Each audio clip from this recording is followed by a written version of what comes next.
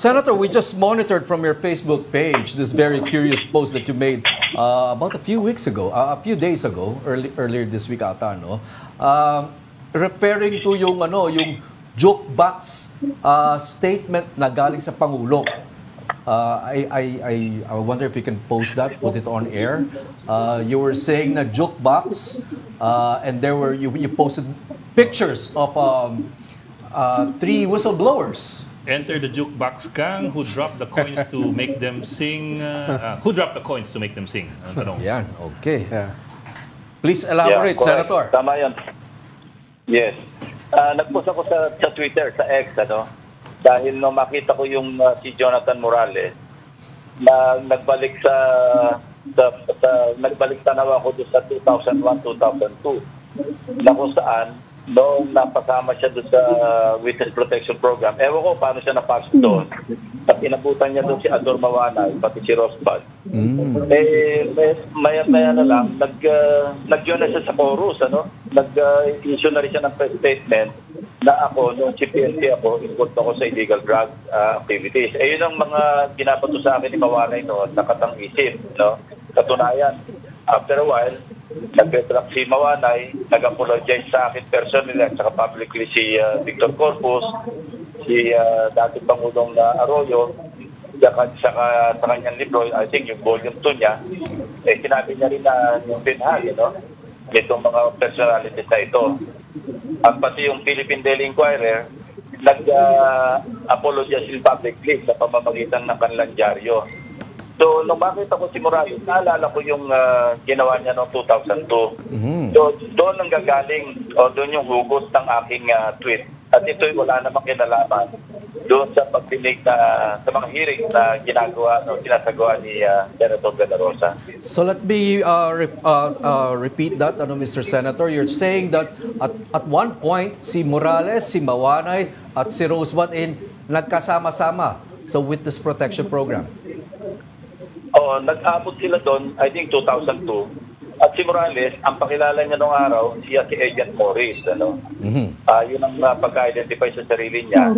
At sinabi niyang totoo nga na si General Lacson, noong si PNP, involved sa mga illegal drug activities. So doon ang pinanggagalingan ng tao nag-tweet na sinabi ko, jukebox gang. Kasi sama-sama sila, chorus, sa pagbibitang sa akin na dumating ng panahon na talaga naman napatunayan na hindi talaga totoo at fabricated lamang. Katunayan, si Janet Corpus mismo nagkaya sa opisina ko noon nung nabubuhay pa siya. At sinundan niya ito sa isang panayam sa media na sinabi niya nag-apologize sa akin dahil naloko siya ni Mawanay at saka ni Rosbad. Mr. Senator, I wonder if you got far enough to find out who drops the coins dito sa jukebox gang na ito, kung if there's some conspiracy of sorts here. Yeah, I was referring noong araw, hindi sa ngayon. Okay. I was referring to kung sino yung nag-mastermind o sino yung nag-drop ng coins, dahil jukebox ka obvious naman kung sino yung nasa mga malapit sa administration nun, o kung hindi man, yung mismong nasa administration. Obvious naman yun. Senator, from your vantage point, anong tingin nyo yung objective nitong Senate hearing na ito? Meron kasing ex-senator na sinasabi, this is inquiry in age of ouster. May nagsasabi, this is just a fishing expedition.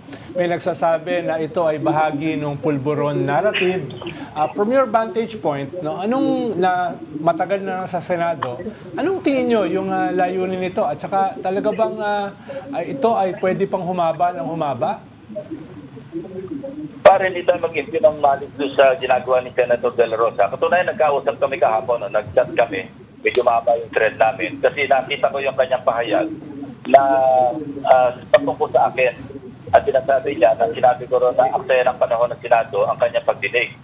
Never naman ako nagsalita sa media. First interview ko nga ito after a long while. Parang ang huli ko interview sa inyo rin matagal na yun. Iniliwanag ko sa kanya, sabi ko rin natin, clarify ko lang, wala akong binabanggit na nag-aaksaya ng panahon ng Senado. Ang aking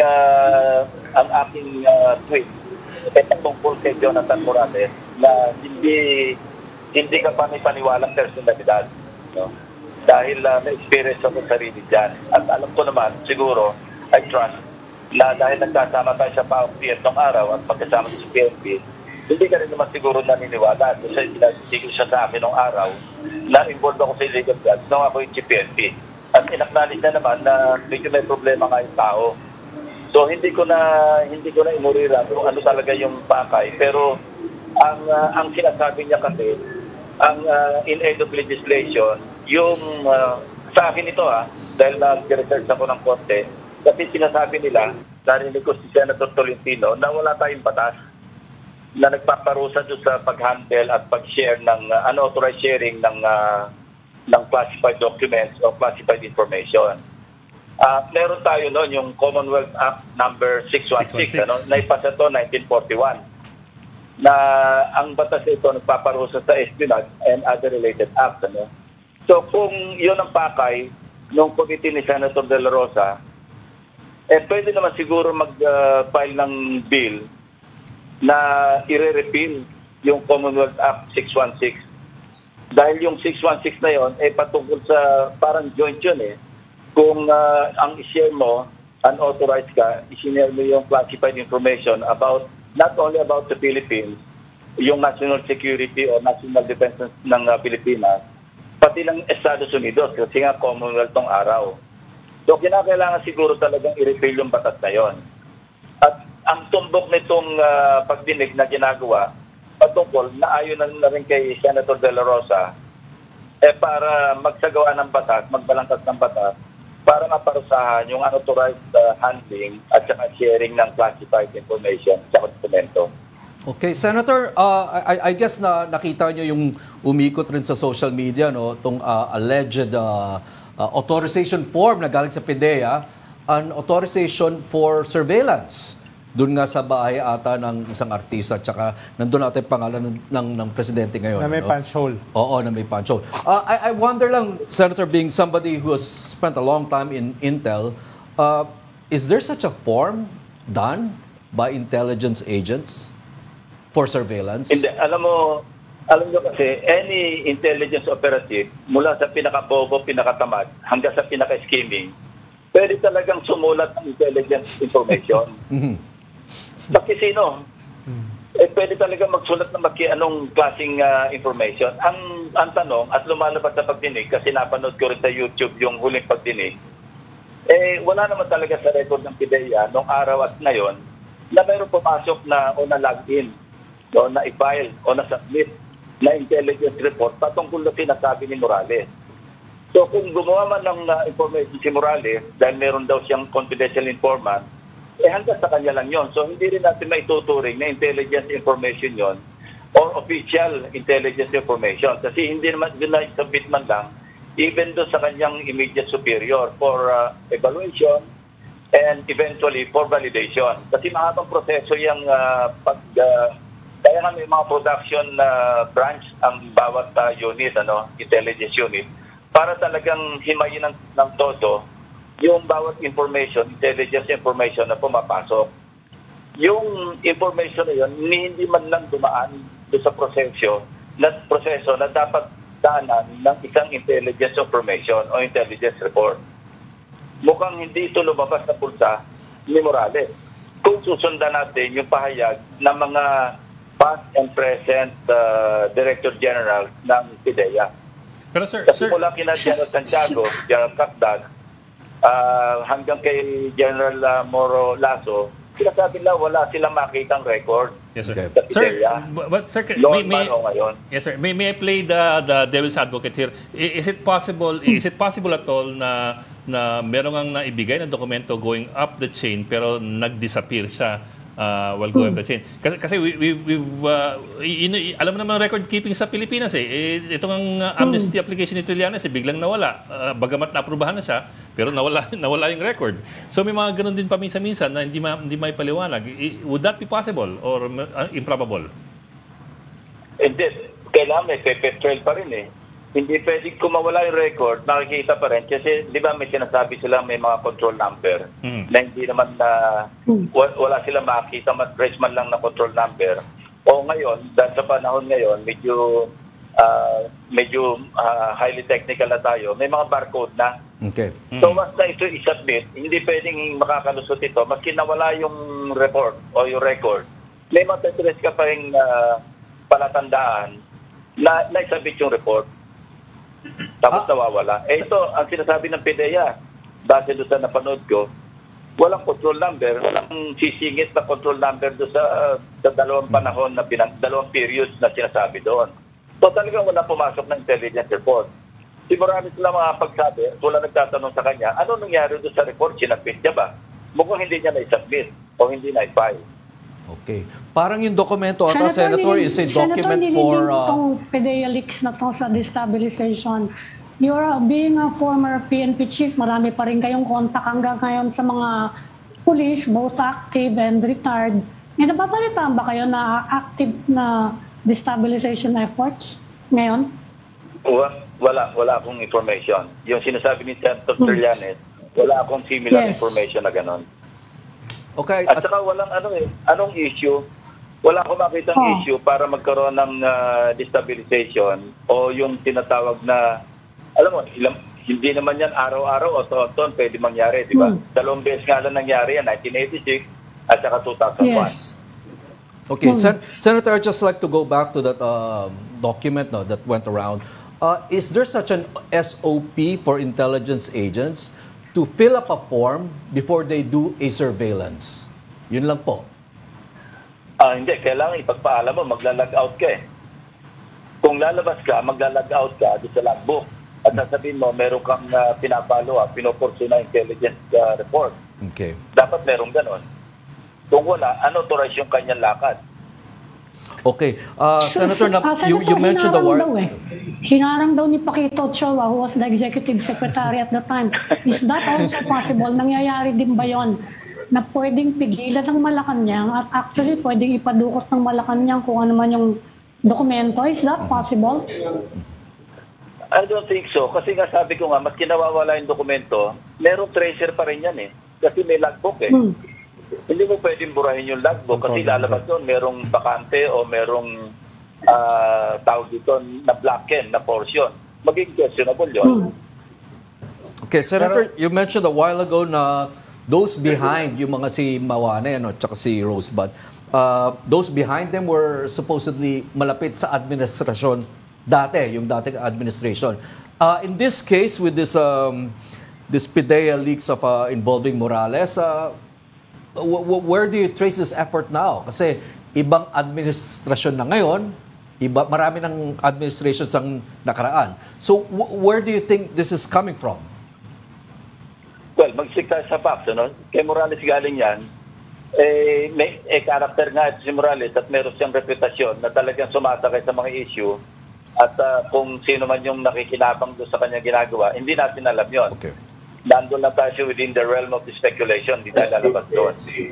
Pero ang fact dito, si Morales ang nagawa ng sinasabi niyang report na lumalabas, hindi naman niya sinabit. At ngayon, nilabas niya, obviously sa kanya nanggaling, siya naglabas. So, lumaki yung istorya.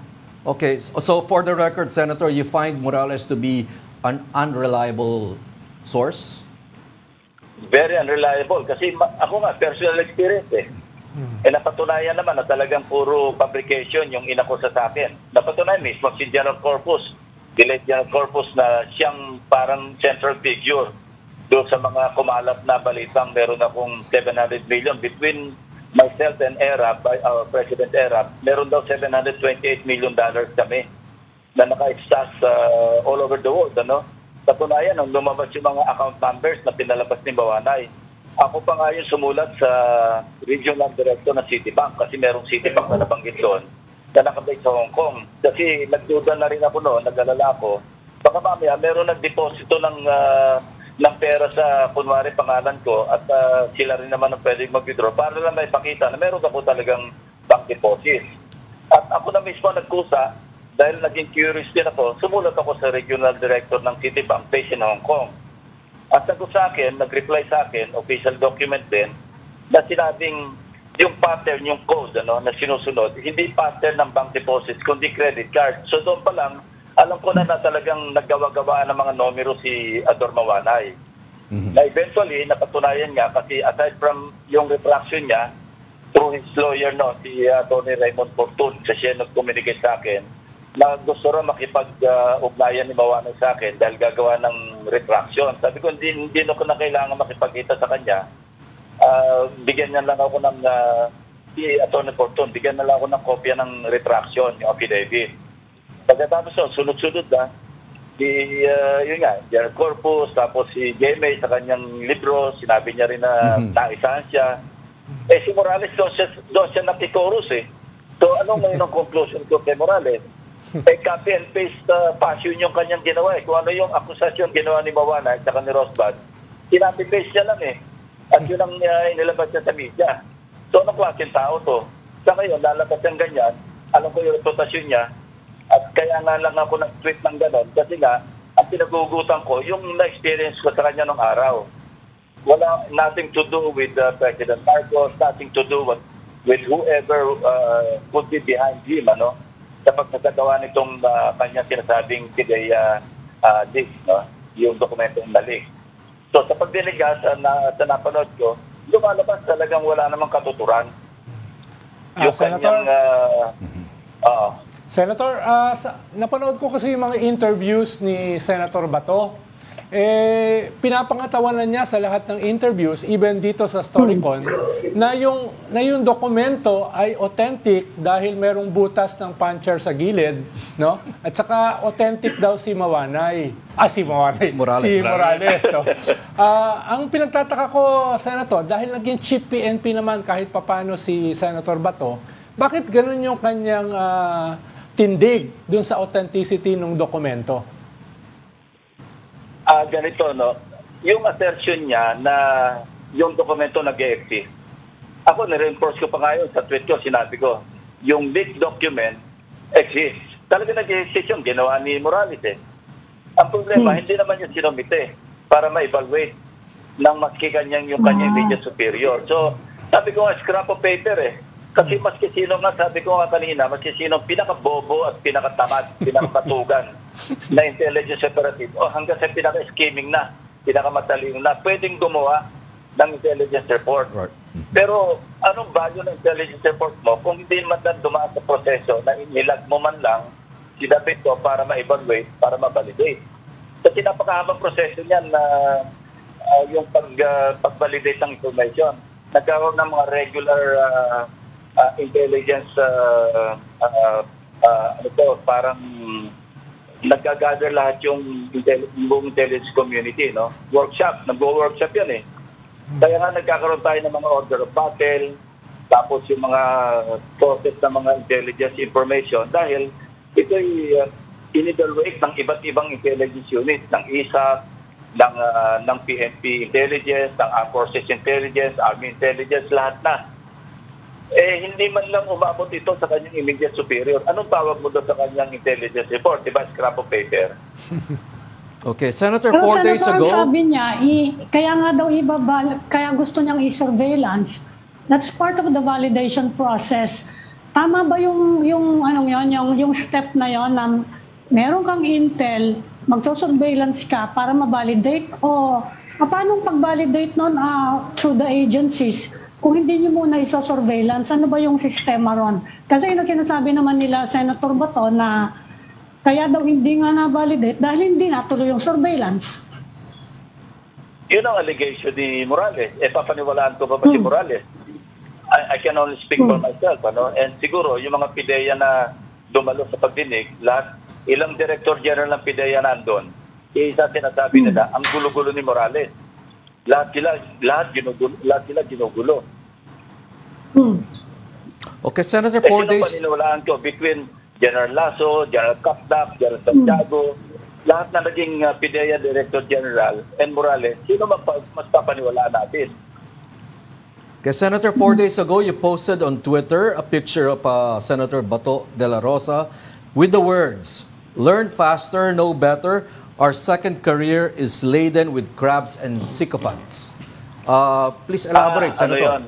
Patungkol yun doon sa kanya sinasabing merong dati siyang kasama sa PNP, dating upper classman niya. Okay. na Judas. Okay. Parang sinisiraan siya. Kaya doon naman yung pinanggalingan na aking tweet. At sabi ko, learn faster, know better. Kasi hindi ka pa naman nanibago dito sa second career natin sa politika. Na marami talaga diyang maepal at saka mga, yun nga, na mga nagpapapel para mapaganda sila sa bagong administration. Yun naman yung hugot ng walang kinalaman doon sa sinasabi ni Alex. Okay. Senator, cambio lang akong konta. We've asked you this, I think, about 2 times. Nakapag-decision ka na ba if you're running in 2025? Kasi yung iba nag-uumpisa na, nag-a-announce na yung iba eh. Sila ba Makino? Marami nang mga nagsasali. Si Senator Trillanes, mukhang tuloy na nakalookan mayor. Ikaw, have you decided na kung anong gagawin nyo in the midterm elections? Honestly, wala talaga. Wala akong plano. Sabi ko nga, di ba, ask me the questions, I'll tell you no lies. Tatandaan yung tinanong ko ni Ed nung huling interview ko, yan ang sagot ko. Walang decision at sa totoo lang talagang wala akong plano sa ngayon. Sir, teka, qualify natin sa ngayon, but you're not ruling it out. Sa ngayon? Well, mahirap namang hulaan mo yung susunod na mga panahon. Yes, sir, that's Hindi true. mo alam kung ano yung mag-obtain na may mga developments na pwede mangyari, pwedeng sa tingin mo, sarili mo, may magagawa ka pa or depende. Yes, Kaya nasa ngayon, sinasabi ko talagang walang plano kasi masarap talaga yung buhay ng wala ka ng gulo. Kaya na, libre-libre ako, tawag si John. Minsan, hindi dinedesma ko kasi... So, nakikinig siya ngayon. Yun. Kasi parang, alam mo... Nakikinig siya ngayon, nagkakamot ang ulo. Pero sir, in that case, what would trigger your interest in going back to public office? Well, una, pagka nanonood ako minsan ng mga nangyayari, namamonitor ko minsan yung nangyayari sa Senate. Through yung mga dati kong staff doon, parang, yun yan, nakikita natin na mayroong mga hindi magandang nangyayari sa Senado. Ayoko namang husgahan yung mga bagong senador o yung mga dati kasamahan ko. Pero ang isa talaga namimiss ko doon, yung pag-scrutinize sa budget. Oo nga, sir. Kaya kung sakali papalik ako, baka yun ang maging dahilan dahil nanghinayang talaga. Ito totoo to, walang bulan to. Nanghinayang talaga ako sa nasasayang na pera. Biglang nagkaroon pa ng AKAP, nagkaroon pa ng kung ano-ano yung lumabas na mga pang social services na mukhang ginagamit lang sa pamumulitika. Alam naman natin yan eh. So kung sakaling merong magbubunsod sa akin, na magtutulak sa akin para mag-decide na tumakbo, siguro yun ang pinakapangunahing dahilan. Dahil nanghinayang na rin ako sa naipundar ko doon sa mga dating staff ko. Actually, namimiss ko rin sila dahil nagkalat-kalat na sila dyan. Yung iba wala na rin sa Senate. Namimiss ko rin yung mga trabaho namin, mga midnight oils, yung hanggang madaling araw kami pagka-budget season. Yun talaga pinaka namimiss ko sa Senado. At yun nga, yung maski pa nakakatulong kasi malaki na rin ang natipid ko doon sa over the years, yung 18 years ko sa Senate. Kinuwenta nga ng mga staff ko kung magkano na yung by way of yung mga natanggal naming insertions, yung mga inalis namin na ilagay sa tamang dapat paglagyan. Ang estimate nga nilang, ang lumabas nga estimate nila nasa mga 300 feet over the period of 18 years dahil sa pag-scrutinize sa budget. So, yun siguro, kaya sinabi ko sa ngayon, kung makita ko naman hindi naman ako kailangan doon, ba't pa ako pupunta rin, sakit pa ng ulo. Pero yun nga, dahil, alam mo, maski pa paano, mananatili pa rin tayo. Hindi lang naman ako, kayo rin naman. Pag nakakakita kayong nasasayang yung pera, di ba, ng yung mga taxes natin, yung pera ng bayan, di ba, hindi rin kayo makatulog sa gabi. So, Senator, Senator, you find today's the current Senate as medyo spendthrift, to use a less provocative word. Medyo magastos, malustay, ganun po ba? Hindi yun. Lacking in discipline, in fiscal discipline? No, hindi naman yun. Ang sinasabi ko, wala akong na-monitor through my former staff na talagang masusing nag-scrutinize sa budget. So, nanginayang ako doon sa mga nawawala. Okay. So, Senator, kung tataas yung pagtingin nyo sa Senado at sosobra yung bilib nyo, ay talagang hindi na talaga kayo tatakbo. Ano likelihood? Innocent question yan eh. Provocative. Parang judo, no? Binaliktad mo. How's your political party? Ano na siya ngayon? Ano, no? Ami? Kumusta yung political party ninyo ngayon, Senator? Independent ako. Di ba noong, di ba dati kami na Congressman Alvarez yung magkakasama, pero di ba iniwan nila ako. Kaya umpisa no, nag-independent. Walang kwenta talaga ang political party sa Pilipinas. Hindi na ako nadala. So if and when you do decide to run, Senator, you don't think you need a party? Independent. Dati naman ako independent for the longest time The only political party that I used to know, yung LDP. Yun ang naging political party ko noong 2001. Kasama ko sina Dr. Aloy, sina Lake Ed Angara, sina Tito Soto, yan kami magkakasama doon. After noon, nung umalis sa LDP, wala na ako nakilala o sinamahan ng political party. Until yun nga, nung pinag-uusapan ako ni Congressman Alvarez, pinabuhayin yung Partido Reforma ni dating Secretary De Villa, Renay De Villa. Ako, bilib naman ako dyan De Villa, mataas yung pagtingin ko sa kanya. So sabi ko, sige, magandang partido yan. Pero ngayon, kung sakali man, na pagtikin yung ulo ko na tumakbo, di independent na lang. Senator, may nakikita ba kayong malakas na candidate for 2028 na magiging presidente na baka sakaling suportahan nyo? This early, I know it's early, pero may nakikita na ba kayo? Potential person? Too early, Ami. Masyadong may 2025 pa tayo Marami pang susulpot na dyan, na pwedeng may isa libre para sa 2028. Okay. Senator, no, I'd just like to go back to dun sa Jokebox gang na binanggit nyo, no? Given that all these whistleblowers, Rosebud, Mawana, and Morales, they all happened during different administrations, is it possible that there is one person, one organization, one gang behind them that transcends presidencies or administrations? Kumbaga, well, sign of the times, Kasi makita naman natin kung ano yung nabubuo ngayon sa horizon pagdating sa politika. Well, na-remind muli yung Jokebox, hindi na bago ito kasi tatandaan ko nung Vice President pa si President Erap, di ba na-ambos kami nung sa Santo Tomas kasi hinahanap namin yung bangkay ni Umiral Matic na napatay sa San Pablo.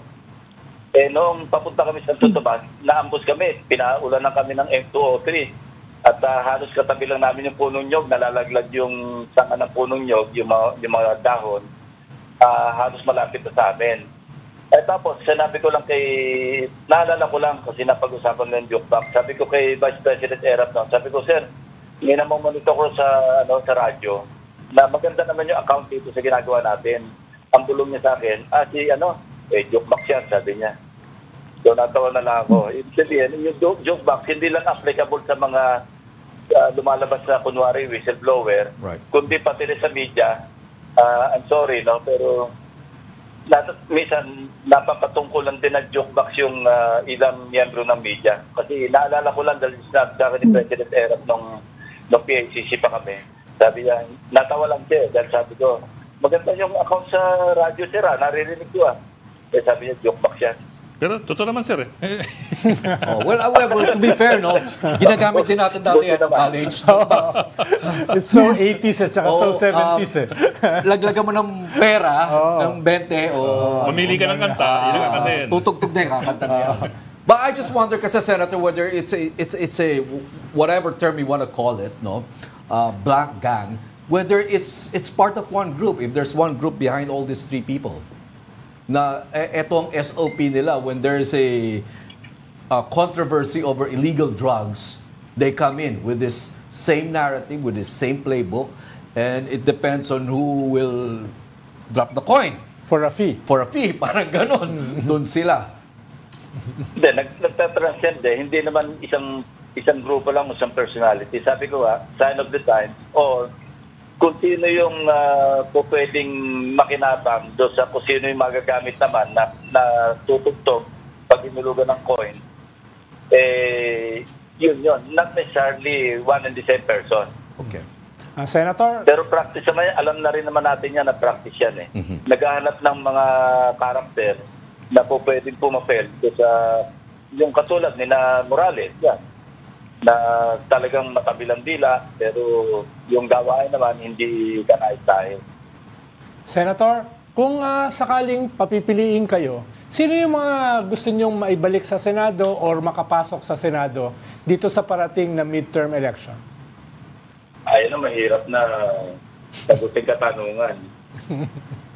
Kaya na lahat sa mga botante yan.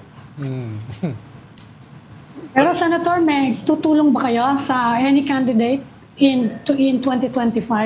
Kahit sa local, we understand medyo malapit kayo sa ibang local officials. Meron ba kayong tutulungan in 2025?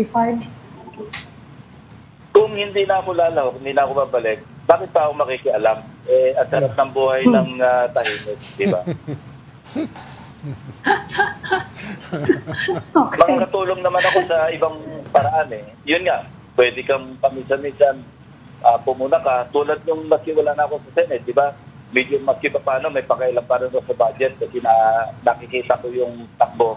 Pagkahabang nag-deliberate siya sa budget, nakikita ko may nakakakuha pa rin ako mga information kung ano yung mga excesses.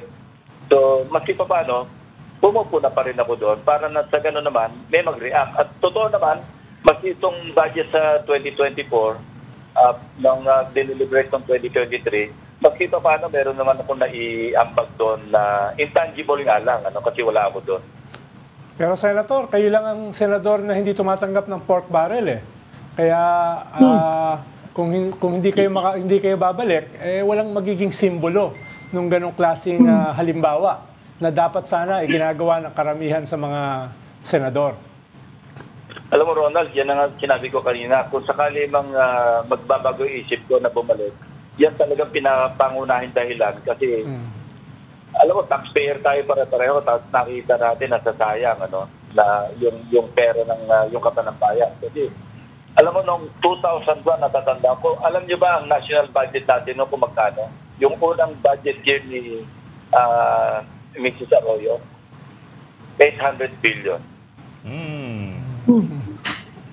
Ngayon, yung 800 billion, kaperanggit na lang doon sa yun na yung, mahigit 800 billion ang nasasayang sa budget natin eh. Hindi ba dapat kilabutan na tayo doon? From 800 billion in 2001 or budget ng 2002 yun kasi yan ang first budget year. Tapos all through the years, naging 1.1 trillion, 1.14, 1.5, 1.4. Ngayon ilan na, 5 plus na, mag-6 trillion na nga eh. Next year, baka 6 trillion na tayo. Ano nangyari sa Pilipinas? May nakita ba tayong commensurate na development? Parang wala. Kasi yung dinadaanan nating NLEX, SLEX, Skyway, Equitec, T-Flex, nagbabayad tayo ng toll eh. Hindi naman pera ng gobyerno yun. Privado yun. Kaya ang babayaran ng mga mamamayan ng toll fee. Sa ibang bansa, lagos-lagosan tayo sa mga freeway, walang bayad eh. Kasi nagpagawa yung public fund. From 800 billion in, say, 24 years ago to almost 6 trillion next year. Kwentahin natin kung commensurate ba yung nakita nating development sa countryside. May mga nagawa. Pero commensurate ba? Okay, tapos Senator. Yung mga social services ngayon, ginagawa na lang talaga. Bakit nagde-distribute mga senador, mga congressmen? Di ba ang implementing agency niyan, DSWD, Local Government Unit, bakit nakapapel na ngayon ng mga congressmen, mga senador? Sila na mismo ang present. Makausap ko ngayon ilang mayor, sinasabi nila, hindi naman sila, siyempre, hindi sila makatanggi pag nandyan yung, i-acknowledge nila. Magpasalamat tayo kay Congressman so-and-so, kay Senador so-and-so. Hindi naman lang pera yun eh. Sa budget yun, pero na-insert nila yun para sila yung mamudmod. Di ba anomalous yun? Dahil hindi naman implementing agency ang Senate o yung Congress. Anomalusyon, sir. Takbo ka na. Wala bang batas dyan? Anomalusyon talaga. Marami daw. Epal yun, epal. Legislation lang yung ano eh. Epal yun. Yan, legislation lang ang trabaho eh. Kaya nga legislature eh. Bakit nag-i-implement? Marami daw, Senator, flood control ngayon. Dami daw. So, iba naman yon, flood control. Lalo na yun. Eh, yun ang pinakamadaling yun ang pinakamadaling i-clear. Dredging. Kasi Mga dredging. Saka lang tago. Di mo nakikita. Okay. Thank you for... Bawal na nga namin yung dredging eh. Inalis namin sa budget. Kami panahon namin ni na Senator Drilon. Nung nag-BICAM, sabi namin, tanggalin natin lahat yung dredging. Kasi tapo ng pera dyan. Eh, may napalitan nga ako sa isang probinsya. Isang backhoe. 50 projects na puro dredging. Hindi, palipat-lipat lang, patalon-talon. Pag may mag-i-inspection, gagalaw yung backhoe. Pag nawala yung inspector, nakaparedress yung backhoe. Ito nyo, 50 bahagi ng ilog.